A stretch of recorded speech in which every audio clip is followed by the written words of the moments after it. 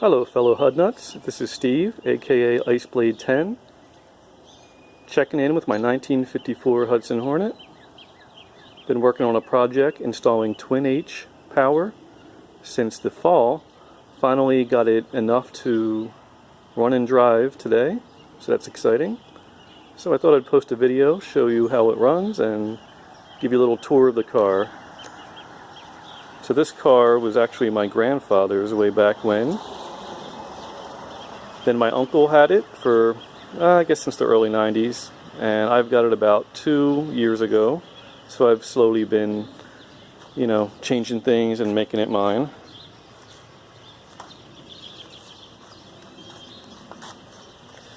Here in Pennsylvania, we don't need a front license plate, so anything you put up there is purely decorative. So what a lot of people do is they'll find an old license plate, the year of their car, and put it on, which is what I've done. So this number is not actually valid, just decoration. What I think is cool is I actually found on eBay this little plaque here which says insured in Harleysville. There's an old insurance company called Harleysville Insurance Company, which is now part of Nationwide, but that's the town I live in, and the old brick building is probably less than a mile from my house. So I thought that was pretty cool to have on my car.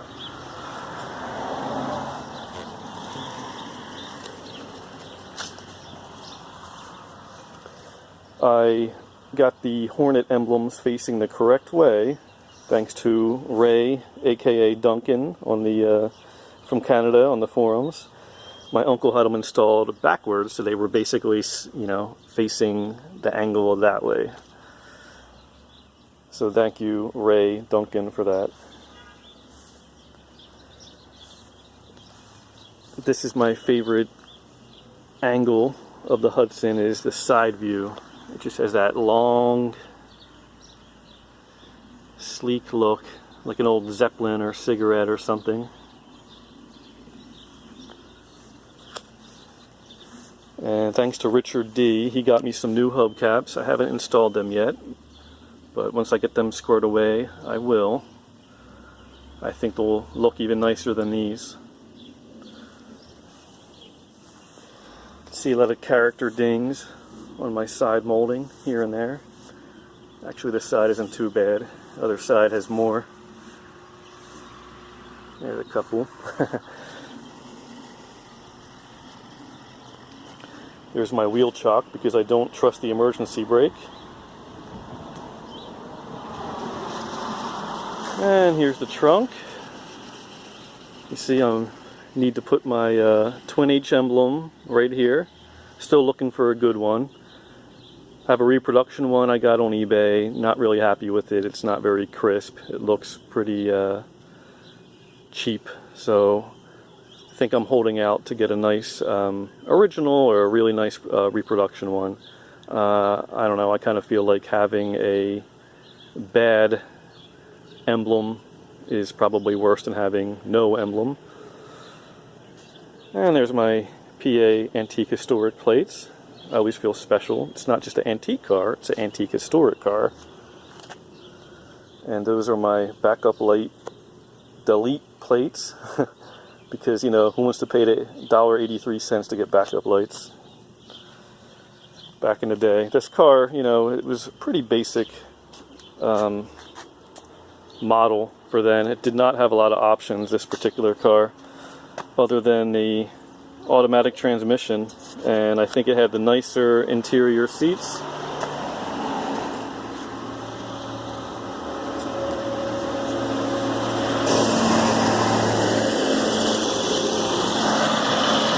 There's my neighbor with the tractor.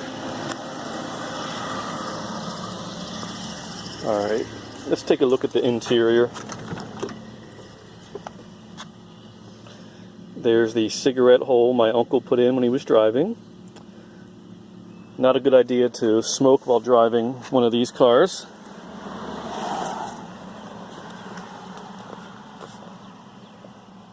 There's the Hydromatic. There's a nice center emblem. Can't get much better than that. This car was very original. My grandfather had it, and basically it was always a second car for him. He had Hudsons previously in the 40s and stuff like that. I don't know what his daily driver was, you know, during the 50s when he had this, but it was something else. And, you know, he kind of kept this in the garage until it just stopped running, and then it just sat in the garage for decades. You know, he lived in a row home in Philadelphia and rented a little garage, you know, a couple blocks away, and I don't even remember seeing this car other than once when I was a child. Then my uncle restored it, you know, in the 90s, you know, with him before he passed away. And then my uncle had it, and then, you know, he passed it on to me. So, yeah, I'm carrying the torch, so to speak. I will never sell this car. It will be passed on to a family member when I am finished. Alright, so, yeah, not much going on in the interior. Got my seat belts here, some old kind of airplane seat belts. I got a similar style I want to install in the back. Right now there's no seat belts back there, just some swag I put out for car shows. But I'd like to get seat belts back there so I can take my daughter for rides, you know, put a car seat back there. Alright, how about we pop the hood and see if we can start this baby up. Okay, here is my new twin H-Power setup. Finally got it not leaking and running, and my dad came over today, helped me sync up the carburetors as best we could. Now I'm not saying everything is perfect. I don't even know what a perfect twin H sounds like, but seems pretty good.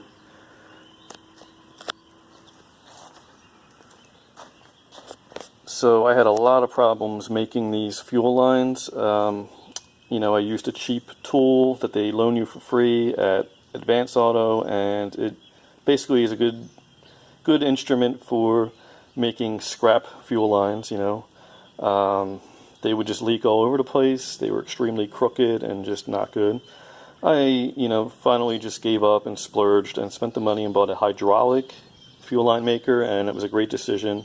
It was pricey, but it makes perfect fuel lines every time. I mean, if an idiot like me can do it, pretty much anybody can do it. And, you know, probably saved money in the long run because I'll have that tool the rest of my life and don't need to pay anybody to make the fuel lines for me. I put this on there. I just got this from Amazon, a whole roll of, basically it's heat shielding. You know, I think it'll help with vapor lock. My uncle, when he had this car with a single carburetor setup, he got, it looked like fiberglass insulation wrapped in aluminum foil, and it just looked really ugly. I was kind of embarrassed to pop the hood at car shows because, you know, it just didn't look right. This, you know, just matches. It's black like the spark plug wires or anything else. I painted the headers with a black paint to kind of, you know, blend in there, and I kind of like the contrast between red and black. I think it kind of looks sharp. You can kind of see, if you're looking at this engine, you know, the straight six where the intake is for each cylinder and the exhaust for each cylinder, and I think that's neat because it's just how it's arranged. I got the carburetors from Paul Schuster. Thanks, Paul. 1954 has specific carburetors you need to use because the internal engine's a little bit different. I don't know the specifics, but basically you want to make sure you have the right carburetors. And then I had them completely rebuilt down in Daytona Parts in Florida. So they did a great job with them. And literally, you know, we got this installed and it was leaking originally, but it started right up. So these carburetors gave me no problems whatsoever.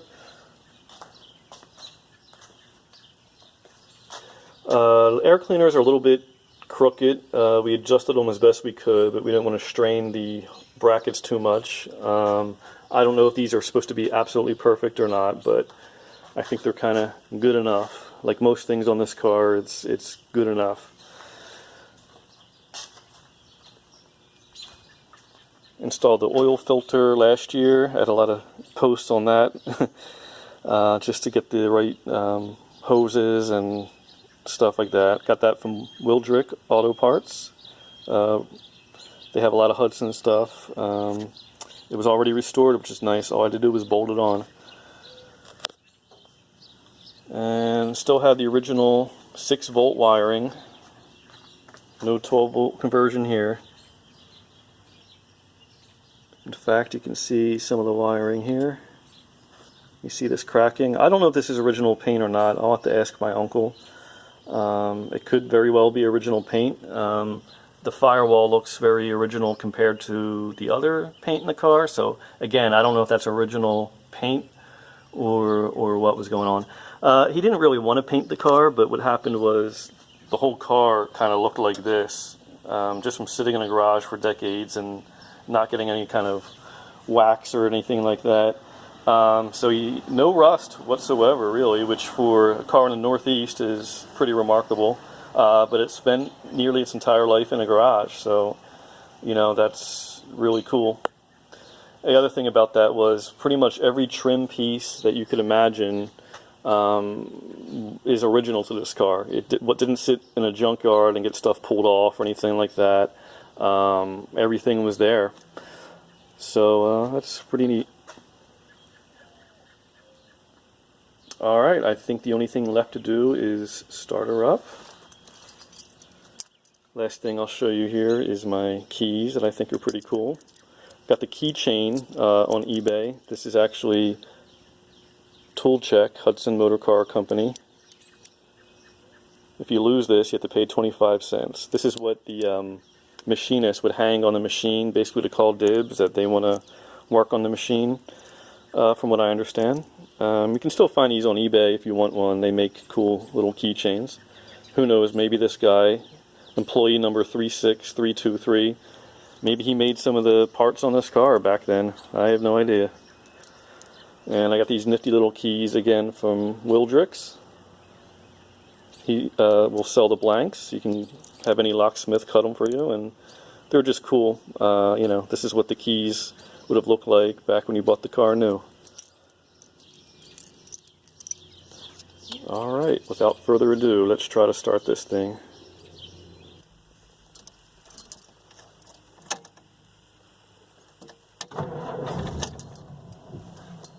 Well, kind of fired right up, almost. Forgot to give it a little bit of gas.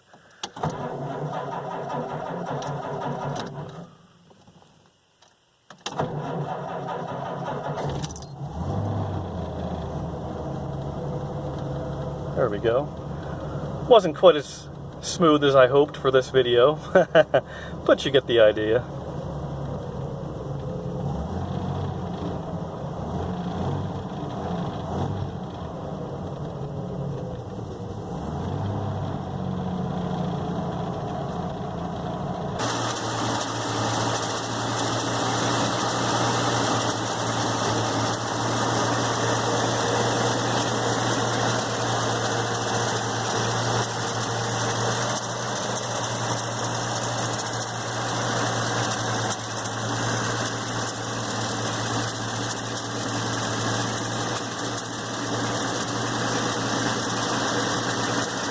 It's alive!